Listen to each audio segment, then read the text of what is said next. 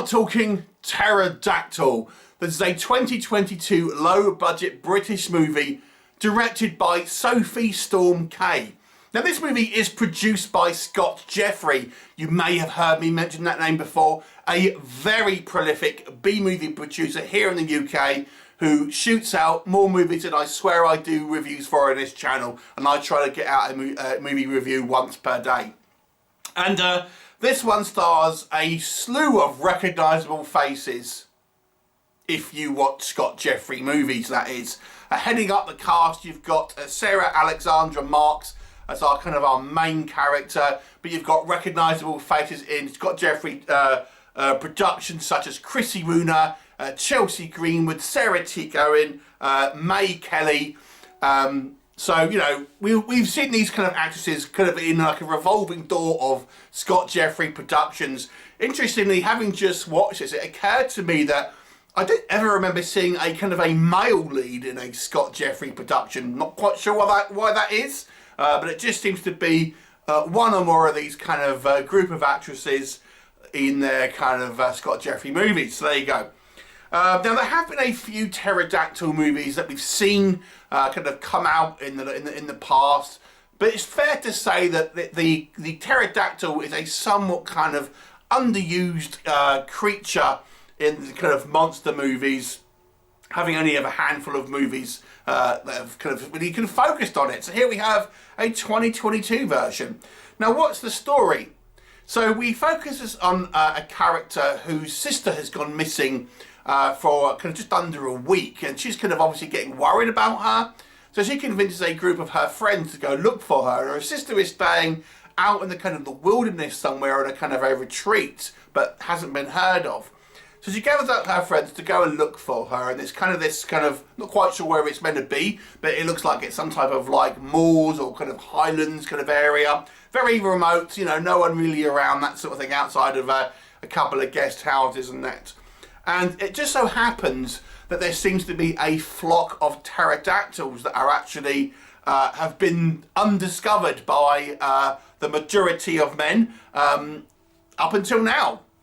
And these pterodactyls are kind of ravenous and have a taste of human flesh, and anyone who kind of wanders into their territory, and that might not be the only threat that they face in this kind of land. What'll happen? You'll have to watch the movie to find out. This movie is also known as Jurassic Fear. Now, this movie incorrectly describes pterodactyls as dinosaurs. They are not the common mistake, I suppose. So, what do we think of this movie? What can we say in the plus column? What works? Now, this is a low-budget movie, and these Scott Jeffrey productions are kind of quick turnarounds, quickly produced, so we have to kind of bear that in mind. There is a few things, however, I will say that worked. Now, as I've mentioned, we get a lot of familiar faces in regards to some of these kind of actresses that kind of seem to be in, you know, a different movie every week that comes out as kind of Scott Jeffrey's production house.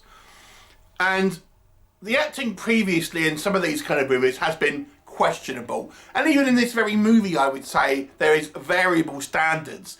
But for a lot of the dialogue, and what I mean by this is it tends to be more of the incidental dialogue, the dialogue between the kind of the characters when they're kind of just talking about, you know, more mundane stuff. I've got to say I thought was reasonable here. I actually thought our cast of female characters actually genuinely seemed like there would be a group of kind of friends. I mean, admittedly, they probably are, because they're all in these films together, so they probably do have quite a real friendship group outside of these movies. Nonetheless, it kind of does transfer to the film. And I have to say, I think some of this dialogue feels very naturalistic, and they act kind of like real people, at least in these kind of like these dialogue-driven scenes. Certainly within the kind of the first half of the movie, before inevitably our group kind of separates and things like that. But I was quite impressed with the acting. I thought they seemed like kind of genuine kind of like, you know, female friends that are out kind of doing something. We have kind of different personalities, but there's never that kind of like the over-the-top kind of like bitchy one or slutty one. They all seem to be slightly kind of dialed down to more of a kind of a realistic kind of character types here, which I'm pleased to see, because I have seen other Scott Jeffrey productions where that is not the case. and everyone's kind of playing up to kind of like massive stereotypes. May Kelly, for example, always seems to play a bitchy one. Sarah Alexandra Marks always seems to play like the kind of the doe-eyed, kind of like crying one. Sarah T. Cohen's always the sassy one, for example.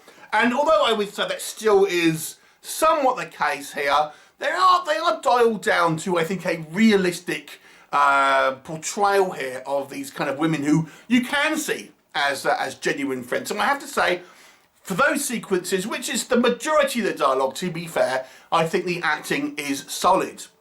Now, the other thing I think was okay here was actually the graphics of these pterodactyls. I thought the actual rendering, and the animation's not so good, which we'll come on to, but the actual, the graphics of the pterodactyls for a low-budget movie, I've got to say, weren't too bad. Now, I think we've seen a few of these kind of low-budget dinosaur CGI movies, and sometimes they kind of overextend themselves of having, you know, too many kind of creatures or something. But here, I mean, it's not, don't get me wrong, it's not like Jurassic Park level here, but for a low-budget production, I've got to say, I didn't think the effects here were too bad.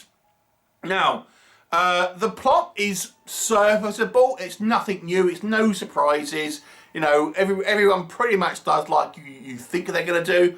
But I quite like the without kind of spoiling anything, there's an extra added element of a kind of potential secondary antagonists that I think give at least some kind of in-universe reason why these things haven't been kind of seen outside of this kind of area, and also gives our group of protagonists a secondary kind of like menace to have to deal with, which I thought, again, for a story-wise, you know, it kind of gave it a little bit more kind of going on. And the final thing I would say, I actually think this movie shot very well.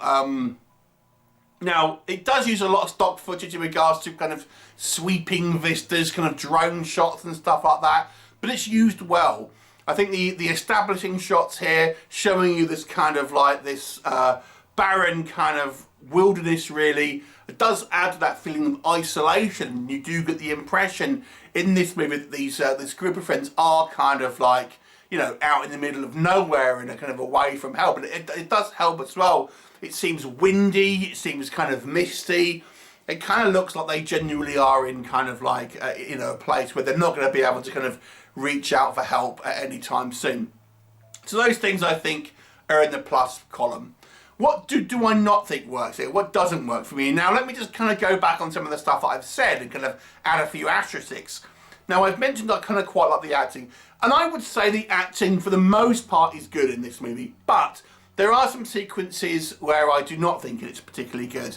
I like the dialogue scenes, but the scenes where our characters have to emote, and there's a couple of, I mean, not everyone, but there are a couple of sequences here where we see, for example, a pterodactyl literally eat one of our female friends, and the other kind of another character is like watching, and the reaction is not particularly kind of like all that dramatic, shall we say.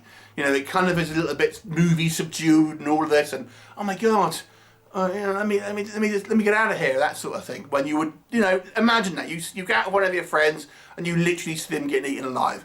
What do you think you would do? You know, anyway. So some of the kind of the acting here, there are some smaller parts here as well where I think that some of the acting wasn't quite as strong. So I will say I think the acting for the most part is stronger in this movie than other Scott Jeffrey productions. There are a couple of instances here where I do think it still is a little bit on the weaker side.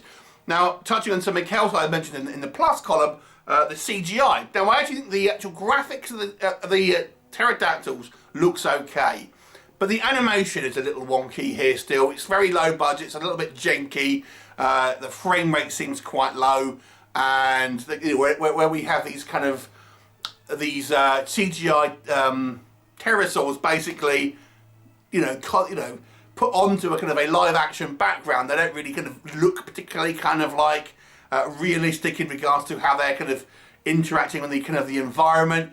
There's a little bit of over-reliance on kind of CGI blood. Low-budget films seem to be kind of going away from that now. It would have been maybe a little bit better. I understand you kind of maybe You want to have not bodies ripped apart, but at least have some, you know, real blood getting splattered around. Well, real fake blood, if you know what I mean. So yeah, the CGI again maybe is a mixed bag. The actual rendering, I think the graphics look okay, but how they're animated and kind of composited on the kind of the actual live action footage, not as good. You know, it's a low budget movie, but I feel like it would be a miss if I didn't kind of point that out. There are some kind of goofs in this movie. For example, there's a sequence where we have one of our kind of characters who is clearly meant to be getting attacked by a pterodactyl, and she's kind of kicking around and screaming, but there's nothing there. They haven't animated anything on that. And then you look at the next scene, we see a pterodactyl kind of like attacking this actress and things like that. So there's a few kind of goofs here and there, and obviously there's a real MacGuffin when it comes to kind of like to explain away why these pterodactyls haven't flown out anywhere else. And I feel there's certain areas of the script here that weren't particularly kind of like well developed. And I have to say, there is like, we are introduced to a couple of smaller roles, and the characters are written to be so incredibly stupid and so unintelligent that you think, how has this person survived to adulthood? It's that bad. Again, I don't want to spoil it for you, but it's eye-rollingly cringy at times in regards to some of the kind of like just skip over this in any type of logic, or just wing it to a degree. Now, the other thing I always say, the final thing maybe on the kind of on the negative side, because it's just a lower budget production, the pterodactyls aren't on screen loads, and this is typical of a lower budget, not just a Scott Jeffrey production, but we often see this in the kind of the sci-fi channel movies, asylum movies, things like that. Because obviously the graphics tend to be the more expensive things in this movie, what it does is it kind of like fills up the running time with human drama, that kind of stuff. And there are times, although I like some of the dialogue certainly in the first half of the movie, I feel in the second half of the movie it doesn't kind of like, we don't see the kind of these creatures as much as you'd want, and I feel there's maybe a little bit too much kind of like, you know, drama, dialogue sequences kind of like, and it feels like it's getting drawn out. I think it works okay up to about halfway through the movie, but you want the kind of the action to really kind of start ramping up in the second half, and it really doesn't to that much degree, and it's really about the same amount of kind of like dialogue, and it ultimately becomes a little bit slow. Now, I understand that's obviously a budgetary reason, but you know, it is what it is. Now, I have to say, this is certainly not a bad Scott Jeffrey production. I do think there are some elements here that do elevate it to make it a somewhat kind of watchable film. But I also don't think I would class this as a necessarily, you know, good film. So therefore, it's an average film for me.